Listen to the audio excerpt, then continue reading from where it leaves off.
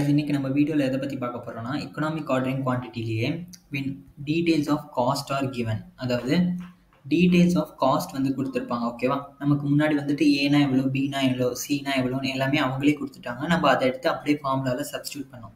But details of cost கொடுத்துருக்கும் போது அந்த பர்டிகுலர் காஸ்டோடைய டீட்டெயில்ஸ் வந்து நிறைய சப்டிவிஷனாக கொடுத்துருப்பாங்க இந்த சம்மில். ஸோ அந்த மாதிரி கொடுத்துருந்தா எப்படி நம்ம இஓக்யூ கண்டுபிடிக்கிறது அப்படின்னு தான் இந்த மெத்தடில் பார்க்க போகிறோம். சரியா, ஃபஸ்ட்டு நம்ம question படிச்சிடலாம். A factory consumes 60 units of materials per day in which it's supplied by a vendor in lots of 240 units each at 2,400 per lot. The factory works for 300 days per annum. Each order involves handling cost of 120 and freight charges of rupees 380. The storage cost is rupees 0.5 rupees per unit per annum. The interest cost to carry inventory works out at 1.5% per month. You are required to ascertain number of units to be ordered each time to minimize the overall inventory cost and frequency of orders to be placed.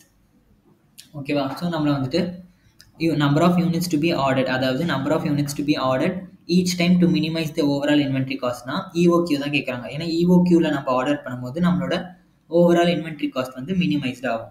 கரெக்டாக, so அதுதான் அவங்க வந்துட்டு எலாபரேட்டாக கேட்டிருக்காங்க, EOQன்னு டேரெக்டாக கேட்காம. அடுத்தது வந்துட்டு நம்மள ஃப்ரீக்வன்சி ஆஃப் ஆர்டர்ஸ் கேட்டிருக்காங்க. ஓகேவா, ஸோ நம்ம ரெண்டுமே கண்டுபிடிக்கணும். ஸோ இந்த சம்மில் பார்த்தீங்கன்னா நிறைய டீட்டெயில்ஸ் கொடுத்துருக்காங்க. முன்னாடி பார்த்த சம்ஸை விட இதில் வந்துட்டு ஃப்ரைட் சார்ஜஸ், ஹேண்ட்லிங் காஸ்ட்டு, அப்புறமா இங்கே வந்து லாட்ஸ் வச்சு பிரிச்சிருக்காங்க, ஸ்டோரேஜ் காஸ்ட்டு, இன்ட்ரெஸ்ட் காஸ்ட்டுன்ட்டு டீட்டெயில்ஸ் ஆஃப் காஸ்ட் வந்து நிறைய கொடுத்துருக்காங்க இல்லையா. ஸோ இதை வந்துட்டு நம்ம ஃபார்முலாக்கு ஏற்ற மாதிரி நம்ம அசம்பிள் பண்ணிவிட்டு அதுக்கப்புறம் நம்ம அதை ஃபார்முலாவில் சப்ஸ்டியூட் பண்ணோம். ஓகே, ஸோ ஃபஸ்ட்டு நமக்கு EOQவோட ஃபார்முலா என்னன்னு தெரியும் கரெக்டாக. EOQ is equal to square root of 2AB divided by CS. ஓகேவா, இதுதான் நம்மளோட ஃபார்முலா.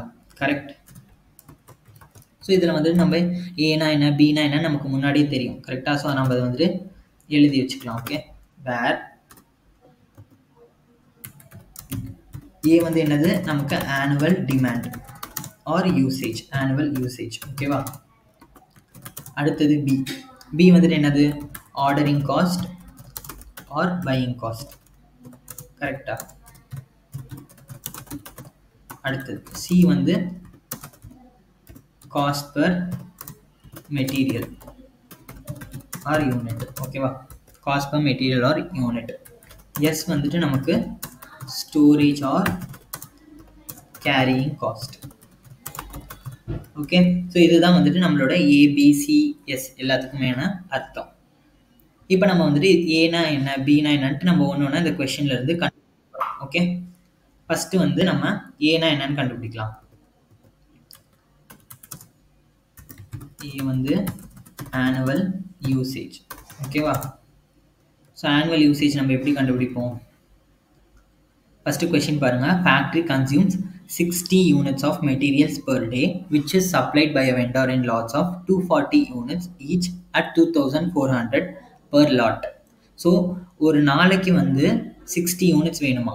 ஓகேவா, பர் டே வந்துட்டு 60 யூனிட்ஸ் ஆஃப் மெட்டீரியல்ஸ் வந்து நமக்கு தேவை. அப்போது நமக்கு வந்துட்டு எத்தனை ஒர்க்கிங் டேஸ் கொடுத்துருக்காங்க பாருங்கள். த factory works for 300 days per annum. வருஷத்தில் 300 நாள் வந்து இந்த ஃபேக்ட்ரி வந்து ஒர்க் ஆக போகுது. ஸோ அப்போ நம்ம 300 டேஸ்க்கு நமக்கு 60 யூனிட்ஸ் தேவை. ஸோ அதனால் number of working days into consumption per day. நமக்கு கன்சம்ஷன் பர் டே எவ்வளோ, 60. அதாவது நம்ம வந்துட்டு 60 யூனிட்ஸ் பர் டே தேவை இல்லையா. ஸோ அது வந்துட்டு கன்சம்ஷன் பர் டே. டோட்டல் டேஸ் வந்து 300 days per annum. So 300 into 60. ஓகேவா, 300 into 60 பண்ணும்போது நமக்கு வந்து 18,000. ஓகேவா, ஸோ டோட்டலாக 18,000 யூனிட்ஸ் வந்து நமக்கு பர் இயருக்கு தேவை. ஓகே, ஸோ நம்ம இப்போ ஏ கண்டுபிடிச்சாச்சு. அடுத்தது வந்து ஆர்டரிங் காஸ்ட். ஓகேவா, ஸோ ஆர்டரிங் காஸ்ட்டுக்கு வந்து கொஷின் பாருங்கள். Each order involves handling charges of 120 rupees and freight charges of 380. ஓகேவா, ஸோ இது ரெண்டுமே வந்து நமக்கு வந்து ஆர்டரிங் காஸ்ட் தான். ஹேண்டலிங் சார்ஜஸ் வந்துட்டு நம்ம மெட்டீரியல்ஸை வந்து வாங்குறோம் இல்லையா, அப்போ வந்துட்டு நிறைய சார்ஜஸ் நடக்கும். ஹேண்டலிங் சார்ஜஸ், மெட்டீரியலாக ஹேண்டில் பண்ணுறதுக்கான சார்ஜஸ்.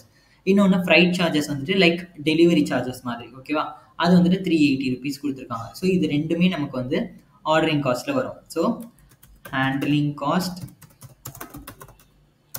Plus fried charges. ஓகேவா? ஸோ ஹேண்ட்லிங் காஸ்ட் எவ்வளோ? 120 ப்ளஸ் ஃப்ரைட் சார்ஜஸ் எவ்வளோ? 380. ஸோ இப்போ நமக்கு டோட்டலாக ரெண்டுத்தையும் ஆட் பண்ணோன்னா எவ்வளோ வருது?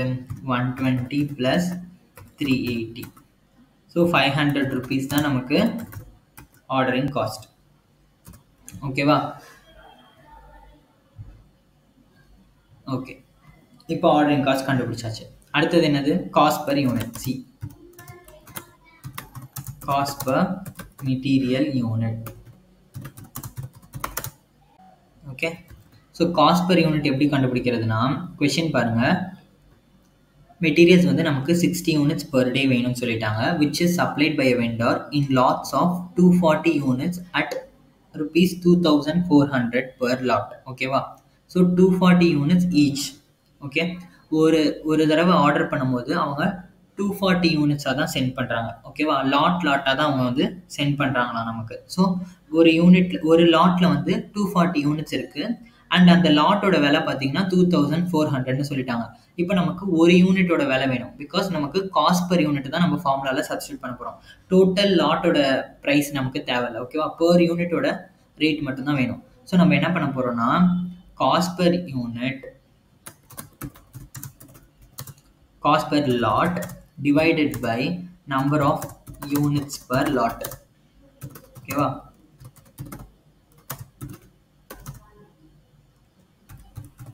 ஓகே, ஸோ ஒரு லாட்டோட விலை எவ்வளோ? 2400. அது வந்துட்டு காஸ்ட் பர் லாட். ஓகேவா? 2400 divided by,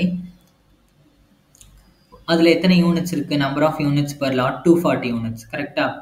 so 2400 divided by 240 பண்ணோன்னா நமக்கு 10 rupees வருது. ஓகேவா? ஸோ காஸ்ட் பர் யூனிட் வந்து நமக்கு 10. அதுதான் நம்மளுடைய சி. ஓகே, அடுத்தது வந்துட்டு எஸ். ஓகேவா? எஸ் வந்துட்டு நம்ம என்ன சொல்லியிருந்தோம்? எஸ் வந்து storage cost. Okay, storage cost. Storage cost வந்து எப்படி நம்ம கண்டுபிடிக்கணும்? அடுத்த கொஸ்டின் பாருங்க. The storage cost, இங்கே கொஸ்டின் ஸ்டார்ட் ஆகுது. The storage cost is rupees $0.5 per unit per annum. The interest cost to carry out the inventory works out at 1.25% per month. So இங்கே ரெண்டு இருக்குது. ஸ்டோரேஜ் காஸ்ட் வந்து $0.5 per unit கொடுத்துருக்காங்க. per annum per யூனிட்டுக்கு $0.5 சொல்லியிருக்காங்க. அப்புறம் interest cost தனியாக கொடுத்துருக்காங்க. Interest cost to carry the inventory, அதுவும் நமக்கு ஸ்டோரேஜ் காஸ்ட் தான். கேரிங் த இன்வென்ட்ரின்னு சொல்லியிருக்காங்க இல்லையா? ஸோ அது இன்வென்ட்ரியை ஸ்டோர் பண்ணி வைக்கிறதுக்காக வந்திருக்க இன்ட்ரெஸ்ட் அது. ஓகேவா? ஸோ அது வந்துட்டு 1.25% per month அப்படின்னு சொல்லியிருக்காங்க. நமக்கு வந்து எப்பயுமே ஸ்டோரேஜ் காஸ்ட் வந்து பர்சன்டேஜில் தான் எடுப்போம். கரெக்டாக? எப்பயுமே நம்ம வந்துட்டு சி இன்டூ எஸ் கீழே டிவைட் பண்ணும்போது பர்சன்டேஜில் தான் நமக்கு எஸ் எப்பயுமே கொஷனில் இருக்கும். ஸோ நம்மளும் வந்துட்டு இதில் பர்சன்டேஜாக கன்வெர்ட் பண்ணணும். ஓகேவா? ஸோ ஒன்று வந்துட்டு storage cost plus interest cost ரெண்டுமே சேர்ந்தது தான் வந்துட்டு நமக்கு இங்கே ஸ்டோரேஜ் காஸ்ட். ஓகேவா? இதில் ஸ்டோரேஜ் காஸ்ட் வந்து 0.5 rupees plus interest cost. Interest cost வந்துட்டு எவ்வளோ வந்திருக்கு? Interest cost 1.25%. ஓகேவா? அதுவும் per மந்த்துக்கு கொடுத்துருக்காங்க. ஸோ இப்போ நம்ம என்ன பண்ண போகிறோம்னா, ஃபஸ்ட்டு இந்த ஸ்டோரேஜ் காஸ்ட் எவ்வளோன்னு கண்டுபிடிக்கணும். ஓகேவா? இது வந்து ருப்பீஸில் கொடுத்துருக்காங்க. நமக்கு வந்து ருப்பீஸில் வேணாம், நமக்கு வந்து பர்சன்டேஜில் தான் வேணும். ஸோ நம்ம எப்படி பர்சன்டேஜில் மாற்றணும்னா, அதுக்கு ஒரு ஃபார்முலா இருக்குது. ஓகேவா? ஸோ இந்த அமௌண்ட் 0.5 டிவைடட் பை per யூனிட்டோட விலை எவ்வளோ? இது வந்துட்டு 0.5 rupees per யூனிட்டுக்கு தான் கொடுத்துருக்காங்க. Storage cost per unit per annumக்கு கொடுத்துருக்காங்க இல்லையா? ஸோ அதை வந்து நம்ம divided by rupees per unit into 100 பண்ணோம்னா நமக்கு வந்து எவ்வளோ வருது? 0.5 டிவைடட் பை 10 இன்டூ 100 பண்ணோம்னா நமக்கு 5% வருது. ஓகேவா? இது வந்துட்டு 5%ல் இருக்குது. இப்போ அதே மாதிரி நம்ம வந்துட்டு இன்ட்ரெஸ்ட் காஸ்ட்டையும் பர்சன்டேஜுக்கு கண்டுபிடிக்கணும். ஓகேவா? இன்ட்ரெஸ்ட் காஸ்ட் வந்து பெர் மந்த்துக்கு ஆல்ரெடி அது பெர்சன்டேஜில் தான் கொடுத்துருக்காங்க. 1.25 வந்து பெர்சன்டேஜில் தான் இருக்குது. பட் ஆனால் அது வந்துட்டு பெர் மந்த்துக்கு இருக்குது. நமக்கு வந்து 1 இயர்க்கு வேணும். நமக்கு ஆனுவல் இன்ட்ரெஸ்ட் காஸ்ட் தான் வேணும். கரெக்டாக? So 1.25% into 12 months. ஓகேவா? இது பெர் மந்த்துக்கு வந்து 1.25. நமக்கு 12 மந்த்ஸ் வேணும்னா 1.25 இன்டூ 12 பண்ணிக்கணும். ஸோ அப்படி பார்த்தா எவ்வளோ வருது? 15% வருது. ஓகேவா? So storage cost 5% and interest cost 15%. ஓகேவா? ஸோ ரெண்டுத்தையும் நம்ம ஆட் பண்ணோன்னா எவ்வளோ வரும்? 20% வரும். ஓகேவா? ஸோ இதுதான் நம்மளுடைய ஸ்டோரேஜ் காஸ்ட். ஓகேவா? நம்ம ஸ்டோரேஜ் காஸ்ட்டும் இப்போ கண்டுபிடிச்சிட்டோம். ஓகே, ஸோ இப்போ இது நம்ம வந்துட்டு எல்லாமே கண்டுபிடிச்சிட்டோம். Annual usage, ordering cost, cost per unit, storage cost எல்லாமே கண்டுபிடிச்சாச்சு. இப்போ இதை வந்துட்டு ஃபார்முலாவில் சப்ஸ்டியூட் பண்ணி EOQ கண்டுபிடிக்க போகிறோம். ஓகேவா? ஸோ EOQயோட ஃபார்முலா ஃபர்ஸ்ட் எழுதிக்கலாம். ஓகேவா? ஸோ EOQயோட ஃபார்முலா எழுதியாச்சு. ஃபர்ஸ்ட் இப்போ இந்த அமௌண்ட்ஸ் எல்லாத்தையுமே நம்ம சப்ஸ்டியூட் பண்ணிவிட்டு அப்புறமா லாஸ்ட்டில் ஸ்கொயர் ரூட் பண்ணிக்கலாம். 2 இன்டூ A வந்துட்டு எவ்வளோ கண்டுபிடிச்சோம்? 18,000 இன்டூ B வந்துட்டு எவ்வளோ கண்டுபிடிச்சோம்? 500 டிவைடட் பை C வந்துட்டு எவ்வளோ? 10 rupees இன்டூ ஸ்டோரேஜ் காஸ்ட் 20%. ஓகேவா?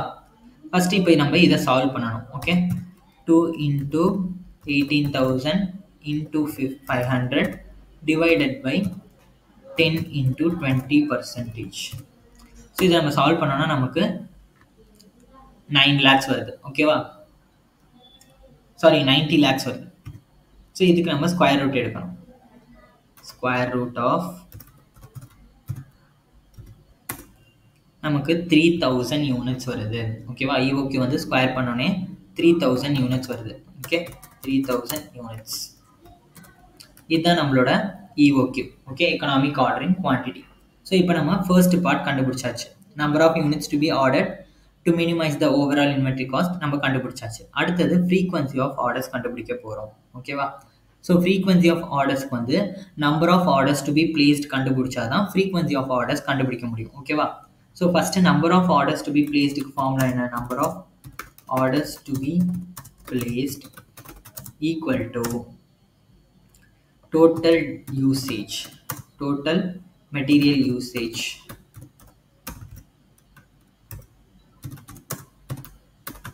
divided by economic ordering quantity. ஓகேவா? ஸோ டோட்டல் யூசேஜ் நமக்கு எவ்வளோ? 18,000. கரெக்டாக? அதுதான் நம்மளோட ஆனுவல் யூசேஜ் பர் இயர்க்கு. 18,000 divided by economic ordering quantity 3,000. ஓகேவா? ஸோ அப்போ 18,000 divided by 3,000 பண்ணால் எவ்வளோ வரும்? 6. ஸோ நம்ம பர் இயர்க்கு வந்து 6 ஆர்டர்ஸ் பிளேஸ் பண்ணுறோம். ஓகே, 18,000 யூனிட்ஸ் நம்ம ஆர்டர் பண்ணோம்னா we have to place 6 orders. இப்போ அவங்க என்ன கேட்குறாங்கன்னா ஃப்ரீக்வன்சி ஆஃப் ஆர்டர்ஸ் கேட்குறாங்க. ஃப்ரீக்வன்சி ஆஃப் ஆர்டர்ஸ்க்குனா ஒரு ஆர்டருக்கும் இன்னொரு ஆர்டருக்கும் எவ்வளோ கேப் அப்படின்றத கேட்குறாங்க. ஓகேவா? அதை நம்ம கண்டுபிடிக்கணும். frequency of orders